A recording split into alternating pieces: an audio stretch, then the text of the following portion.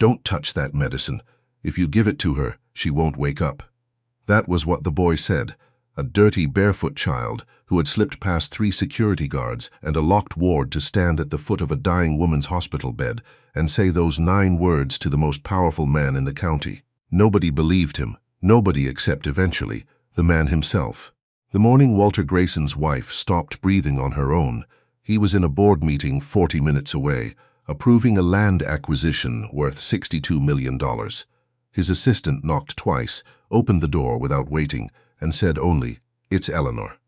Walter didn't remember the drive to the hospital. He remembered the parking garage, the smell of oil and concrete, a fluorescent light stuttering above the elevator, and then, suddenly, he was standing in a hallway that was too white and too cold, and a doctor with kind eyes and careful hands was explaining that his wife had gone into respiratory failure sometime around 8 that morning, that they had stabilized her, that she was breathing with assistance now, and that the next 72 hours would tell them a great deal. "Tell you what exactly?" Walter said. The doctor paused. "Whether there's been permanent damage."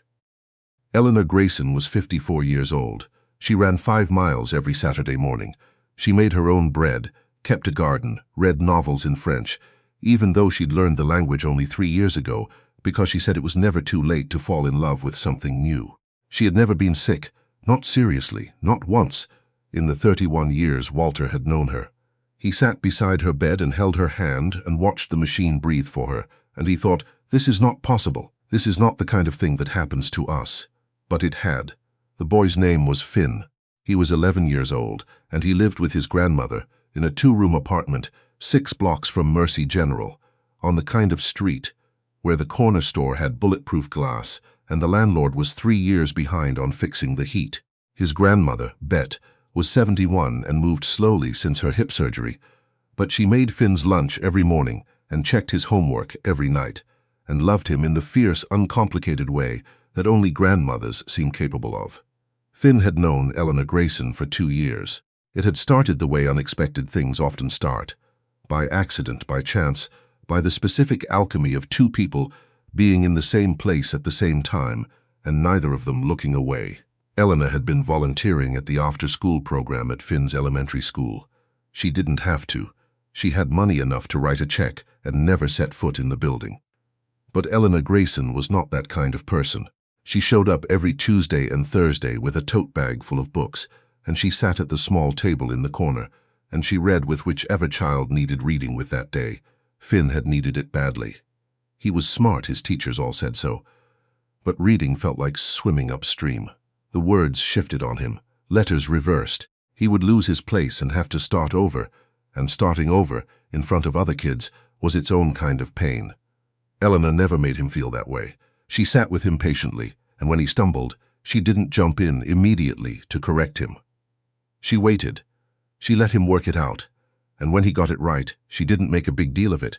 She just turned the page, like of course he'd gotten it right, like she'd never doubted he would. "You're going to be a reader," she told him once, matter-of-factly, the way you'd say someone was going to be tall.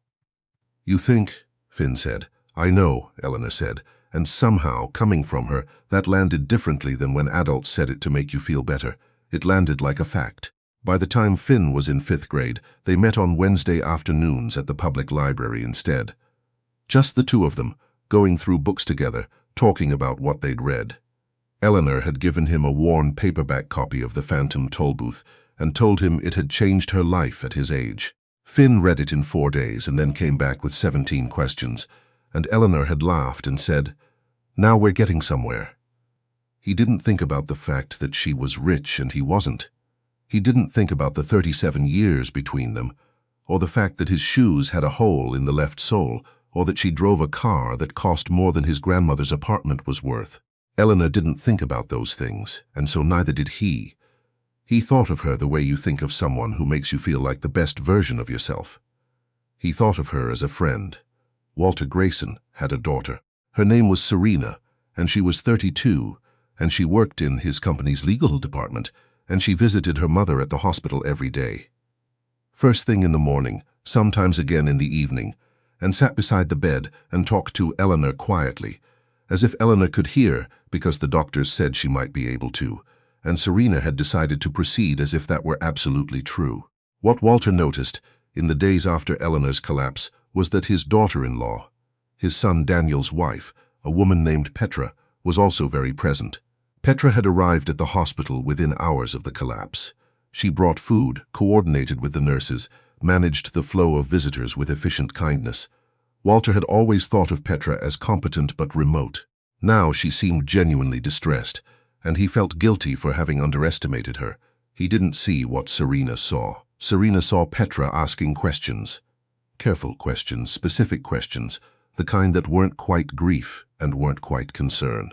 Questions about Eleanor's prognosis, about the nature of the directive Eleanor had signed, about what would happen to the estate if Eleanor did not recover. Serena mentioned this to Daniel once carefully.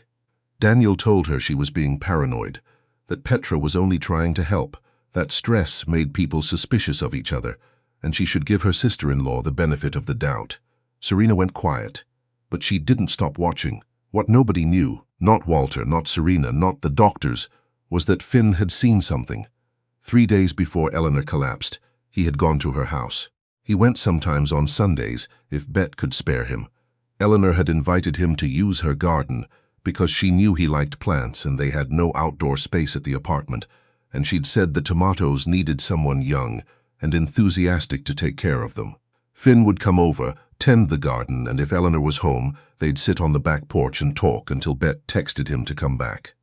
That Sunday, Eleanor had been inside. Finn had let himself in through the garden gate. Eleanor had given him the combination, which was something he treasured in a way he couldn't quite explain, the fact that she trusted him with that, and he was on the porch when he heard voices through the kitchen window. He wasn't trying to eavesdrop. He just heard Petra's voice, first, low and careful. "She won't taste it. You know she..." And then a man's voice that Finn didn't recognize. "Are you certain about the dose?" "I've been certain about everything else," Petra said. "Don't lose your nerve now." Finn stood very still on the porch. He didn't fully understand what he was hearing. He was 11. But something in Petra's voice made the hair on his arm stand up. Something flat and purposeful and entirely without warmth.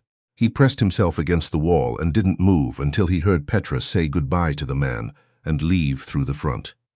He went home without tending the tomatoes. He told himself he'd misheard. He told himself there was a reasonable explanation. He was a kid. He didn't know anything about medicine or adults or whatever Petra, and that man had been discussing in Eleanor's kitchen. He told himself these things for 3 days, and then Eleanor Grayson stopped breathing.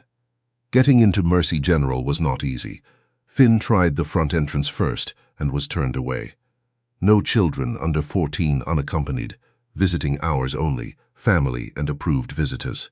He went around to the side entrance near the loading dock and waited until a food delivery truck blocked the security camera's line of sight, and then walked in behind a man in scrubs who didn't bother looking back.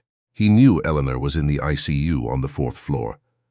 He'd heard his grandmother talking on the phone with her neighbor, who knew someone who worked at the hospital, the way information moved through a neighborhood where everyone knew everyone. He got as far as the 3rd floor before a nurse stopped him. He told her he was looking for his mom. She asked him his mom's name. He said he couldn't remember what room she was in. The nurse's expression shifted and she called for someone, and Finn ran. He found the ICU waiting room. He found Walter Grayson sitting in a chair by the window, with the look of a man who had forgotten how to exist in the world outside that room. Finn had met Walter exactly twice, briefly. He wasn't sure Walter would remember him, but he walked up to him anyway because there was nothing else to do. "Mr. Grayson," he said. Walter looked up. He blinked. Something shifted in his face. Recognition, dim and slow, working through the fog of exhaustion and grief. "You're Eleanor's boy," Walter said. "From the library." "Yes, sir. My name is Finn. What are you doing here?" Finn took a breath. He had rehearsed this approximately 40 times on the bus and during the walk and in the stairwell, and none of those rehearsals had prepared him for the reality of standing in front of a man whose wife was dying and saying what he needed to say. "I think something happened to Mrs. Eleanor," he said. "I think someone did something to her. I think it was on purpose." Walter stared at him. "I heard something," Finn said. 3 days before she got sick, I was at your house, in the garden. I heard your son's wife talking to someone. about a dose of something. She said Mrs. Eleanor wouldn't taste it. The silence stretched so long that Finn started to think he'd made a mistake, that he should have gone to the police instead, that Walter wasn't going to believe him, that he was just a kid and nobody was going to take a kid seriously about something like this. Then Walter said very quietly, "Say that again." Walter Grayson had made his fortune by trusting his instincts in moments when other people hesitated. He had looked at land others considered worthless and seen what it could become. He had bet on people others had written off. He had, over 40 years, developed a very precise internal sensor for when something was wrong, not wrong in a business sense, but wrong in the deeper sense, the kind that lived in the stomach and didn't use words. Every alarm he had was ringing. He told Finn to sit down and he asked him to go through it again, slowly. Everything he'd heard, Finn did. Walter listened the way he listened in important meetings, still and focused, not interrupting, letting the other person talk until they were finished. When Finn was done, Walter sat for a moment. Then he got up and walked to the nurse's station and asked to speak to Eleanor's physician immediately. What followed was not simple. The doctor, a careful, precise man named Dr. Okafor, was reluctant to act on what a child had overheard through a window. He explained, patiently, that Eleanor's condition had several possible explanations, that respiratory failure could have many causes, that without specific evidence, he couldn't simply halt Eleanor's current treatment protocol. Walter said, "Test for it, whatever she might have been given. I want a full toxicology panel." Dr. Okafor said the standard workup had already been done, Walter said. "Not standard, everything. Every compound. I want you to go looking for something that wasn't obvious." There was a silence. "Mr. Grayson," Dr. Okafor said carefully, "do you understand what you're suggesting?" "I'm suggesting," Walter said, "that my wife may have been poisoned. I'm suggesting you find out if I'm right. And I'm suggesting we do it before anyone who might want to interfere has the opportunity to do so." He said that last part, looking directly at Petra, who had arrived in the ICU waiting room 20 minutes ago and was now sitting across from Finn with an expression of perfect concern, and had not yet noticed that Walter's expression, when he looked at her, had changed entirely. The toxicology results came back 31 hours later. Elevated levels of a compound, a sedative, specifically a respiratory suppressant, that had no business being in Eleanor Grayson's bloodstream. Not at that concentration, not without a prescription, not without someone having put it there deliberately. Dr. Okafor, to his credit, changed his approach immediately. Eleanor's treatment was adjusted. The compound, once identified, could be countered. The machinery that had been breathing for her was, over the next 2 days, gradually, carefully, walked back. Walter contacted the police himself. He gave them Petra's name. He gave them the name of the man Finn had heard through the window, who turned out, after investigation, to be a former pharmacist who had lost his license 4 years earlier, and was now, apparently, in the business of providing other services to people who asked carefully and paid well. Serena, when she heard, sat in the hospital corridor for a long time without speaking. Then she said, "I told Daniel," and then, "I should have pushed harder." Daniel, for his part, did not defend his wife when the evidence was presented to him. He sat with his face in his hands for a very long time.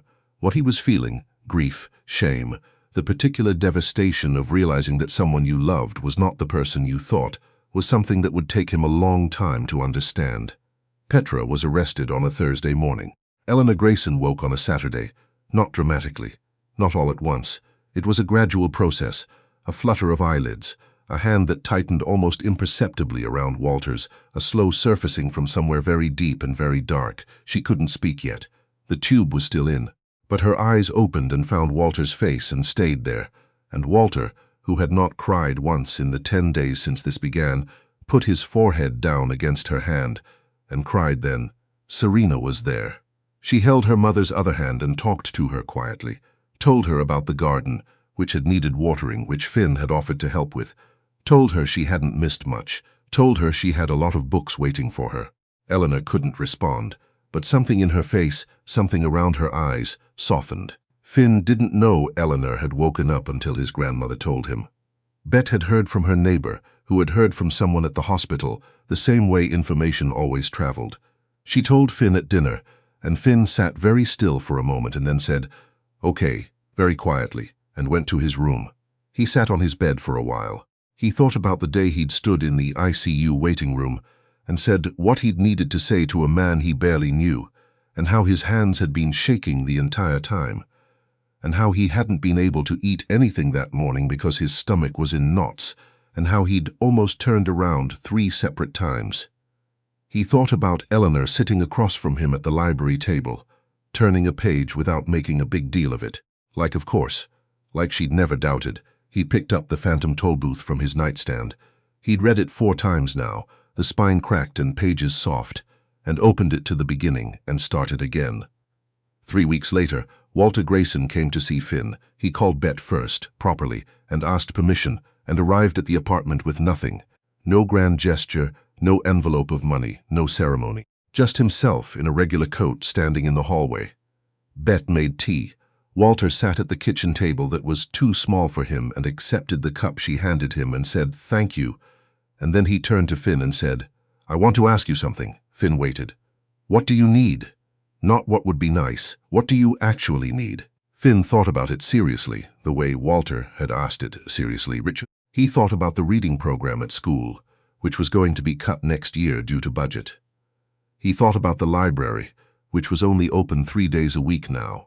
He thought about Bet's hip, which still hurt her on cold mornings, and the doctor she'd stopped seeing because the copay had gotten too high.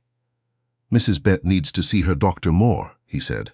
"And the reading program at Lincoln Elementary is getting cut, and there are kids there who really need it." Walter looked at him for a moment. "Okay," he said. "What else?" "That's it," Finn said. Walter nodded slowly. He was quiet for a moment. Then he said, "Eleanor talks about you. She told me once you were going to be a reader." "She told me that too," Finn said. "She's usually right about people," Walter said. The reading program at Lincoln Elementary was not cut. Bet's medical bills stopped arriving. Neither of these things was announced or explained. They simply changed.